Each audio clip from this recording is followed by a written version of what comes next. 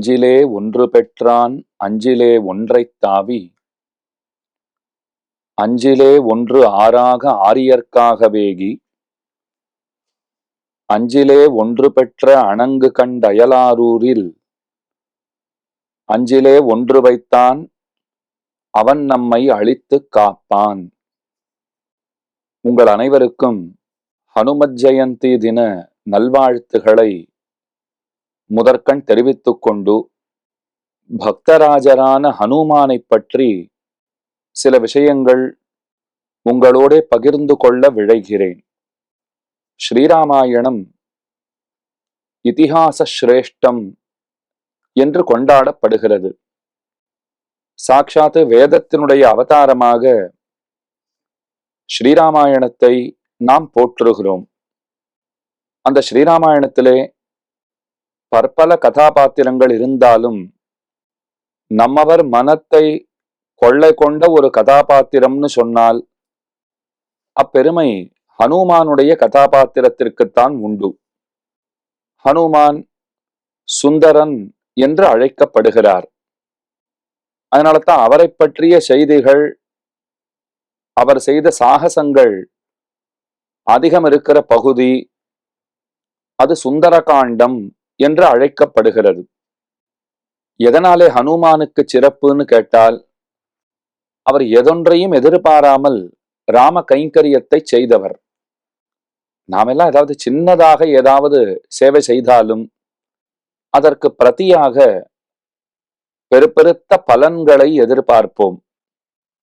ஆனால் ஹனுமானோ எத்தனை பெரிய செயலை செய்திருந்தாலும் அவர் ராமனிடத்திலே எதையும் எதிர்பார்த்து நின்றதில்லை.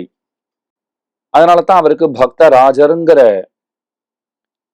அந்த உயரிய சிறப்பு அது ஏற்பட்டிருக்கிறது. ஸ்ரீராமாயணத்திலே சீதையை கண்டு அவளை தேற்றி அவள் சொன்ன வார்த்தைகளை திரும்பவும் ராமனிடத்திலே வந்து அவனிடத்திலே எடுத்து சொல்லி ராமனையும் தேற்றிய பெருமைக்கு உரியவர் ஹனுமான் தான். லங்கைக்கு போனார், சிரமப்பட்டு சீதையை கண்டுபிடித்தார். அவர் லங்கைக்கு போகும்போதே ராமனிடத்திலே வேண்டிக் கொள்ளுகிறார், ராமா நீதான் சீதையை எனக்கு காட்ட வேண்டும் என்கிறார். லக்ஷ்மணனையும் இறைஞ்சுகிறார். மனத்தாலே சீதா பிராட்டியை எண்ணிக்கொண்டு இன்னமும் பார்த்தறியாத அவளுடைய முகம், அந்த முகத்தை தம்முடைய மனத்தாலே ஒரு ஓவியத்தை போல எண்ணிக்கொண்டு, சீதை உன்னை தேடி வருகிறேன், நீதான் உன்னை எனக்கு காட்ட வேண்டும் என்றும் பிரார்த்திக்கிறார். சீதை அனுகிரகம் செய்யத்தக்கவள், அவளாலே ஹனுமானுக்கு அனுகிரகம் செய்ய முடியும்னு சொன்னால் அவளே தன்னை காக்ககில்லாளோ? எவள் தொலைந்து போயிருக்கிறாளோ அவளிடத்திலேயே உன்னை நீ எனக்கு காட்ட வேண்டும்னு வேண்டுகிறார் ஹனுமான். இது எப்படி நியாயம்னு கேட்டதற்கு ரொம்ப அழகான சமாதானம் நமக்கு சொல்லப்பட்டிருக்கிறது. ஜனக மகாராஜருக்கு சீதை கிடைத்தாள். ஜனக மகாராஜர் அவர் பிரார்த்தித்தா சீதை அவருக்கு கிடைத்தாள். ஜனக மகாராஜர் சீதையை பெற்றார்னு சொல்றதை விட சீதை தன்னை பெறுவித்தாள்னு சொல்லுவதே பொருத்தமாக இருக்கும். அதனாலே ஹனுமான் என்ன எண்ணினார்னால், உன்னை உன்னுடைய தந்தை ஜனகனுக்கு காட்டினா போலே எனக்கும் காட்டுவாயாக என்று பிரார்த்தித்துக் கொண்டார். இந்த உபன்யாசத்தை தொடங்கும் போது கம்பருடைய ஒரு செய்யுள், அதை முதலிலே விண்ணப்பித்தேன் அடியேன். ரொம்ப அழகான பாடல், அழகான செய்யுள். அந்த பாட்டிலே அஞ்சிலே ஒண்ணுங்கிற அந்த சொல் தொடர் இருக்கிறதே, அது 5 முறை வருகின்றது. பஞ்சபூதங்கள் என்று நாம் பலரும் அறிந்திருக்கிறோம். நிலம், நீர், தீ, கால், விண் அப்படின்னு சொல்லுவார்கள். பிருத்திவி, அப்பு, தேஜஸ், வாயு, ஆகாசம் என்று வடமொழியிலே சொல்லுவார்கள். இந்த பஞ்சபூதங்களை உத்தேசித்துத்தான் இந்த செய்யுளிலே இந்த 5ங்கிற சொல் அந்த சொல் தொடர் 5 முறை உபயோகிக்கப்பட்டிருக்கிறது. என்ன அர்த்தம்ங்கிறத முதல்ல சொல்லுகிறேன். பலரும் அறிந்திருக்கிற அர்த்தத்தை முதலிலே பார்த்துவிட்டு பலரும் அறியாத மர்ம பொருளை மேலே விவரிக்கிறேன். ஹனுமான் வாயுபுத்திரன், காற்றினுடைய பிள்ளை என்று அறியப்படுகிறவன். அப்ப காற்றினுடைய பிள்ளையான ஹனுமான் கடலை தாண்டினார். ஐம்பூதங்களிலே காற்றை பற்றிய பிரஸ்தாபம் ஆகிவிட்டது. வாயுவனுடைய பிள்ளை ஹனுமான்னு சொன்னதாலே கடலை தாண்டினார்னு சொன்னேன். அப்ப நீரை பற்றிய பிரஸ்தாபமும் செய்தாகி விட்டது. லங்கைக்கு எப்படி போனார்னால் ஆகாச மார்க்கமாக போனார். அப்ப ஆகாயத்தையும் நாம் பார்த்து விட்டோம். அங்கே போய் யாரை பார்த்தார்னால் நிலமகளுடைய பெண்ணான சீதையை பார்த்தார். அந்த சீதையை பார்த்துட்டு அந்த ஊரிலே லங்கையிலே தீ வைத்து திரும்பினான் ஹனுமான். 5 விஷயங்களும் வந்துருத்து பாருங்க. காற்றினுடைய பிள்ளை ஹனுமான். அவர் என்ன செய்தார் அப்படின்னால் கடலை தாண்டி போனார், ஆகாய மார்க்கமாக போனார், பூமி பிராட்டியினுடைய திருமகளாரான சீதையை கண்டார், லங்கையிலே தீ வைத்தார். அப்படிங்கிறது தான் மேலெழுந்த வாரியாக இந்த செய்யுளுக்கு நாம் பெறுகின்ற பொருள். கீர்த்திமூர்த்தி மகாவித்வான் காஞ்சி பிரதிவாதி பயங்கரம் சுவாமி அவர் ரசகனமான அர்த்தங்களை இந்த செய்யுளுக்கு வழங்கியுள்ளார். அவர் சொல்றார், 5 இங்கே சொல்லப்பட்டிருக்கிறது. அந்த 5 சொல் தொடர், அதற்கு 5 விஷயங்களை நாம் இலக்காக கொள்ள வேணும்ங்கிறார். நன்னா கேட்டுக்கோங்க.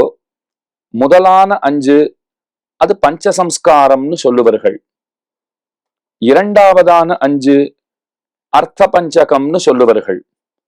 மூன்றாவதான 5 உபாய பஞ்சகம்னு சொல்லுவார்கள். நாலாவதான 5 பரத்வாதி பஞ்சகம், பரத்வாதி பஞ்சகம்னு பெயர். 5ஆவதான 5 லோக பஞ்சகம் அப்படின்னு அதற்கு பெயர். இப்படி 5 சொல்லப்பட்டிருக்கிற 5 வர்க்கங்கள் இங்கே முக்கியமானவை. ஹனுமானை ஏதோ ஒரு சாதாரண வானரன்னு நினையாதீர்கள். அவர் ஒரு ஆச்சாரியருக்கு சமமானவர். ஆச்சாரியனுடைய பணி என்ன? ஜீவனை பரமாத்மாவோட சேர்த்திடுகை. பரமாத்மாவிற்கு ஆட்படுகிற அளவிற்கு அந்த ஜீவனை தயார்படுத்துகை.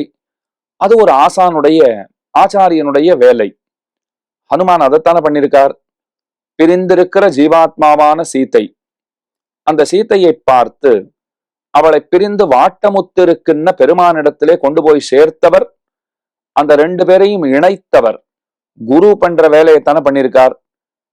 அதனால ஹனுமான்னு சொன்னாலே அவர் ஆச்சாரியருக்கு சமமானவர். இது தன்னை முதற்கண் நினைவிலே கொள்க. அடுத்தது ஏதோ 5 முறை பிரயோகித்ததாலே வெறுமனே இந்த பஞ்சபூதங்களை மட்டும் சொன்னதாக நினையாதீர்கள். ஆச்சாரிய துல்லியர்னு சொன்னால், ஹனுமான் ஆச்சாரியருக்கு சமமானவர்னு சொன்னால் அதற்கு தகுதியாகத்தானே 5 விஷயங்களை சொல்ல வேண்டும். அப்ப நல்லா பாருங்க, பஞ்சசம்ஸ்காரங்களிலே மந்திர சம்ஸ்காரம்னு ஒன்று உண்டு. அது என்ன மந்திர சம்ஸ்காரம்னால், நாராயண மந்திரத்தை நமக்கு உபதேசிப்பவர்கள். அந்த நாராயண மந்திரம் அது நமக்கு என்ன சொல்ல வருகிறதுனால், நாம் பரமாத்மாவிற்கே ஆட்பட்டவர்கள் என்கிற பேருண்மையை அது போதிக்கிறது. அந்த நல்லறிவின் காரணமாக நமக்கு முக்கியமான 2ஆவதாகிற ஒரு பிறவி கிடைக்கிறதுங்கிறார். அப்பா அம்மா கொடுத்த பிறவி அது நமக்கு வாய்த்திருக்கிறது. ஆனா அந்த பிறவி மட்டும் நமக்கு சிறப்பை தாராது. உயர்ந்த அறிவு பிறவிங்கிறது வேண்டும் இல்லையோ? அந்த அறிவு பிறவி அதை ஆச்சாரியன்தான் நமக்கு நல்குகிறார். அப்ப 5 1 பெற்றான்னு சொன்னால், தாப புன்ற நாம மந்திர யஜ்ஞங்களாகிற அந்த பஞ்சசம்ஸ்காரத்திலே மந்திரத்தாலே கிடைக்கப் பெறுகின்ற பிறவி அதுதான் இங்கே சொல்லப்படுகிறது. அதுக்கு என்ன அர்த்தம்னு கீழே விண்ணப்பித்தேன். நாம பகவானுக்கே ஆட்பட்டவர்கள் அப்படின்னு தெரிந்து கொள்கிறோம். அப்போ ஒரு புது பிறவி நமக்கு ஏற்படுகிறது. அன்று நான் பிறந்திலேன், பிறந்த பின் மறந்திலேன்னு ஆழ்வார் பாடினார். அந்த நல்லறிவு என்றைக்கு ஏற்படுகின்றதோ அன்றைக்கே நாம் பிறந்தவர்களாக கருத தகுந்தவர்கள். அடுத்தது அஞ்சிலே ஒன்றை தாவி அப்படின்னு சொல்லப்பட்டதோ இல்லையோ, அதனுடைய உள்ளுரை. அஞ்சிலே அப்படின்னு இப்ப சொன்னது அர்த்த பஞ்சகத்திலே என்றபடி. முதல் 5 பஞ்சசம்ஸ்காரத்திலே ஒன்றான அந்த மந்திர சம்ஸ்காரம், அதை பார்த்துட்டோம். அஞ்சிலே ஒன்றை தாவின்னா அர்த்த பஞ்சகம். அது என்ன அர்த்த பஞ்சகம்? அறிய வேண்டும் அர்த்தம் எல்லாம் இதுக்குள்ளே உண்டுன்னு பிழலோகாச்சாரியர் சாதிக்கிறார். மிக்க விரநிலையும் மெய்யாமுயிர் நிலையும் தக்க நெறியும் தடையாகி தொக்கியலும் ஊழ்வினையும் வாழ்வினையும் ஓதும் குறுகையர்கோன். ஒருத்தன் தன்னை தெரிஞ்சு கொள்ள வேண்டும், பகவானை அறிந்து கொள்ள வேண்டும், உபாய வைபவம் அதை தெரிஞ்சுக்கணும். விரோதி வர்க்கம் அவனை அடைய முற்படுகிற போது எதிர்ப்படுகிற தடைகள் அதை தெரிந்து கொண்டு அவன் அருளாலே அந்த தடைகளை எங்கனம் வெல்வதுங்கிறத அதை புரிந்து கொள்ள வேண்டும். கடைசியாக அவரை பெற்ற பிற்பாடு நாம் பெறப்போகின்ற பலன் என்னன்னு தெரிந்து கொள்ள வேண்டும். இதத்தான் அர்த்த பஞ்சகம் அர்த்த பஞ்சகம்னு சொல்லுவார்கள். அதுல முக்கியமானதுன்னு சொன்னால் அதுல விரோதி வர்க்கம்ங்கிறது இருக்கு பாருங்க. அந்த விரோதி வர்க்கத்தை நாம் நிச்சயமாக தவிர்க்க வேண்டும். அதத்தான் அஞ்சிலே ஒன்றை தாவி அப்படின்னு சொல்லி இருக்கிறார் கம்பர். என்னங்கிறத சொல்லுகிறேன். விரோதி வர்க்கம், விரோதிதான் 3: ஸ்வரூப விரோதி, உபாய விரோதி, பிராப்பிய விரோதின்னு அதனை சொல்லுவார்கள். கொஞ்சம் கவனமா கேட்டாதான் இந்த அர்த்த விசேஷங்கள் நமக்கு புரிய வரும். இது கண்டிப்பா நமக்கு தெரியணும். ஏன் அப்படின்னா இது நம்மை பற்றிய விசாரம். நம்மளை பத்தி நமக்கு தெரிஞ்சாத்தானே பகவானை பத்தி நாம் அறிவதுங்கிறது அடுத்ததாக நமக்கு கைகூடும். அதனால் இந்த 3 விரோதிகளை நிச்சயமாக கடக்க வேண்டும். அது என்னென்ன அப்படின்னால் முதல்ல சொன்னது, அதாவது ஸ்வரூப விரோதி அப்படின்னு காட்டினார்கள். அதுக்கு என்ன அர்த்தம் அப்படின்னால் அகங்கார மமகாரங்கள் நமக்கு இருக்கவே கூடாது. என்னை நான் ரட்சித்துக் கொள்ளுவேங்கிற எண்ணம் அது அறவே கூடாது. அதனாலே ஸ்வரக்ஷனே ஸ்வான்பய ரஹிதராய்னு சொல்லுவார்கள். தன்னுடைய ரட்சணத்தில் தனக்கு அன்பயம் இல்லை அப்படிங்கிறத புரிந்து கொண்டு நாம் நடந்து கொள்ள வேண்டும். அப்போ ஸ்வரூப விரோதி, உபாய விரோதி. பற்பல உபாயங்கள் பெருமானை அடைவதற்கு சொல்லப்பட்டிருந்தாலும் அந்த உபாயங்கள் வழிகள் ஆகா. பகவான் தான் உபாயம் என்று புரிந்து கொண்டு அவனையே நாம் பற்றி கொண்டிருக்க வேண்டும். கடைசியில பிராப்பிய விரோதின்னு சொன்னால் பெருமானுடைய போகத்திற்காகத்தான் நாம் இருக்கிறோம். அவனை கிட்டுவது என்னுடைய ஆனந்தத்திற்காக அப்படின்னு நினைப்பேனாயின் அதுவே தவறு. அவனுக்கு செய்கிற தொண்டுகளினாலே எனக்குத்தான் ஆனந்தம்னு நினைப்பேனாயின் அது பெருந்தவறு. அப்ப அவருடைய ஆனந்தத்தின் பொருட்டுத்தானே நாம் இருக்கிறோம். இந்த விரோதிகளை எல்லாம் கடக்க வேண்டும்ங்கிறது பொருள். அதுக்கு மேல சொல்றார், அஞ்சிலே ஒன்று ஆறாக. ஆறுனா வழிங்கிறது அர்த்தம். உபாய பஞ்சகம்னு சொல்லுவார்கள். கர்ம, ஞான, பக்தி, பிரபத்தி, ஆச்சாரியாபிமானம் அப்படின்னு சொல்லுவார்கள். இப்ப பகவானை பணிதல்ங்கிறது ஒன்று, ஆச்சாரியனை பணிதல்ங்கிறது ஒன்று. இது ரெண்டுமே ஒன்றுதான், வெவ்வேறாக பார்க்கப்படுகிறது. அது ஒரு விஷயம். கடைசியில ஆச்சாரியாபிமானம்னு சொல்லுவார்கள். அப்படின்னா என்னன்னா, ஒரு ஆச்சாரியன் ஒரு சீடனை இவன் என்னுடையவன் என்று அபிமானித்திடுகை. அந்த அபிமானத்தை நாம சம்பாதித்து விட்டோம்னு சொன்னால் நிச்சயமாக நமக்கு பெருமானுடைய அனுகிரகம்ங்கிறது கண்டிப்பாக கிடைத்துவிடும். அதனாலே அந்த ஆச்சாரியாபிமானத்தை நாம் நிச்சயமாக சம்பாதிக்க வேண்டும். அதுதான் மிகச்சிறந்த வழியாக சொல்லப்படுகிறது. ஆகவே அஞ்சிலே ஒன்று ஆறாகன்னு சொல்லப்பட்டது என்னன்னா, 5 உபாயங்களிலே மிகச்சிறந்த உபாயமாக இருக்கிற ஆச்சாரியாபிமானம். அதை ஆறாக, அதையே உபாயமாக கொண்டு அப்படிங்கிறது பொருள். அதையே உபாயமாக கொண்டுனால் ஆச்சாரியாபிமானமே உத்தாரகம்னு பிழலோகாச்சாரியர் சாதிப்பர். அழியல் நம் பையல். இவன் நம்ப பையன் ஆச்சாரியன் அபிமானிப்பது இருக்கிறதே, அதை காட்டிலும் ஒரு பெரிய பேரு நமக்கு உண்டா? அதை காட்டிலும் நம்முடைய நன்மைக்கு நாம் செய்ய வேண்டியது என்று ஏதாவது இருக்கிறதா? நிச்சயம் இல்லை. கடைசியில பாருங்க, அஞ்சிலே ஒன்று பெற்ற அணங்கு கண்டு. இந்த 5 என்ன சொல்றதுன்னால் பரத்வாதி பஞ்சகம்னு சொல்லுவார்கள். அது என்ன பரத்வாதி பஞ்சகம்? பரம், வியூகம், விபவம், அந்தர்யாமித்வம், அர்ச்சை அப்படின்னு சொல்லுகிறோம். பரம்னா பரமபதத்திலே இருக்கும் நிலை, வியூகம் திருப்பார்கடலிலே சயனித்திருக்கிற நிலை, விபவம் ராமகிருஷ்ணாதி அவதாரங்கள், அதற்கு மேலே அந்தர்யாமி, ஓரொருத்தருக்குள்ளேயும் பகவான் உரைகிறான், மறைந்து உரைகிறான். அர்ச்சைனா நம்முடைய ஊனக்கண்களாலே நாம் கண்டு அனுபவிக்கிற நிலையிலே திருக்கோயில்களிலும் நம்முடைய இல்லங்களிலும் அவ்வளவையும் நாம மாட்டி வைத்திருக்கிற படங்களிலும், டிசம்பர் மாசம் முடிஞ்சு ஜனவரி மாசம் வரப்போறதா, நிறைய கேலண்டர் எல்லாரும் கொடுப்பாளா, அதுல விதவிதமா பெருமாள் படங்கள்லாம் இருக்குமா, அந்த படங்கள்ல கூட அவர் இருக்காருன்னு நாம் நம்பினோம் என்னால் நிச்சயமாக அவர் இருக்கிறார். நமக்காகவே அங்கே எழுந்தருளிடுறாரோ இல்லையோ. அப்ப 5லே 1 பெற்ற அப்படின்னு சொன்னது என்னன்னா, பகவான் பரமபத நிலையனாக இருக்கிறான். திருப்பார்க்கடலிலே சங்கர்ஷனாதி ரூபங்களை பரிகிரகித்து பற்பல காரியங்களை செய்கிறான். அங்கெல்லாம் நாம் இப்படியே போக முடியாது. விபவாவதாரம், இந்த உலகத்துலதான் ராமகிருஷ்ணாதி அவதாரங்களை பண்ணி இருக்கிறான். ஆனால் காலத்தாலே முற்பட்டு இருக்கிற அவதாரங்கள் அது நமக்கு பயன்படாது. உள்ளுக்குள்ளேயே இருக்கலாம், ஆனால் மறைந்து உரைகின்றான் பெருமான். அதனாலே அந்தர்யாமியா இருக்கிற நிலையும் நமக்கு பிரயோஜனப்படுவதில்லை. அப்ப எது நமக்கு உபஜீவியமாக இருக்கிறதுனால் அர்ச்சைங்கிற நிலை அதுதானே நமக்கு ரொம்ப சுலபமாக இருக்கிற சொல்லியோ. அதைத்தான் ஆச்சாரியன் நமக்கு காட்டி கொடுக்கிறான். அந்த ஆச்சாரியன் அர்ச்சையை காண்பித்து உகந்தருளின நிலங்களிலே பிரமணனாக இருங்கிறார். உகந்தருளின நிலங்கள்னா பகவானுக்கு ரொம்ப பிடித்திருக்கிற திவ்ய தேசங்கள். ரொம்ப ஆசையோடு அந்த திவ்ய தேசங்களுக்கு வந்து விடுகிறான். ஸ்ரீவைகுண்ட விரக்தாய சுவாமி புஷ்கரணி தட்டே ரமயா ரமமானாய வெங்கடேஷாய மங்களம்னு சொல்றோம் இல்லையா. ஸ்ரீவைகுண்டத்தை கூட வேண்டாம்னு விட்டுட்டு கோனேரி வாழும் ஆசையோடே, அந்த கோனேரி சுவாமி புஷ்கரணி கரையிலே வாழும் ஆசையோடே பகவான் இங்கே வந்து நிற்கிறான். திருமகளோட விளையாடி கொண்டு நிற்கிறான். அந்த வெங்கடேசனுக்கு மங்களங்கள் உண்டாகட்டும்னு சொல்றோம் இல்லையா. அப்ப அர்ச்சை நிலை பகவான் மிகவும் உகந்த நிலை, அவன் பூரணனாக இருக்கிற நிலை. அதத்தான் இங்க 5லே 1 பெற்ற அணங்கு கண்டு. அணங்குனா தெய்வம்ங்கிறது ஒரு பொருள்.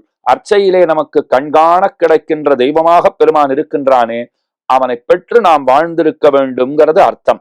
கடைசியில சொன்னார், அயலார் ஊரிலே 5லே 1 வைத்தான். அயலார் ஊரில் 5லே 1 வைத்தான். அது என்ன 5லே 1 வைத்தான் அப்படின்னா என்னன்னா, ஊரஞ்சுன்னு ஒரு 5 சொல்றார். அது என்ன ஊரஞ்சு? ஊரஞ்சு அதுல 1த்துல கொண்டு போய் ஆச்சாரியன் நம்மள வச்சு விடுறார். முதல்ல ஊரஞ்சு என்னன்னு தெரிஞ்சுப்போம்.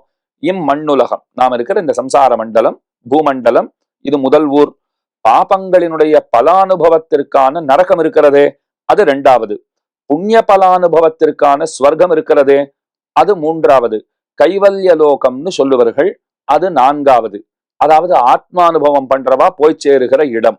கடைசியாக இருப்பது 5வதாக இருப்பது, அதத்தான் வைகுண்டம் பரமபதம் என்றெல்லாம் சொல்லுகிறோம்.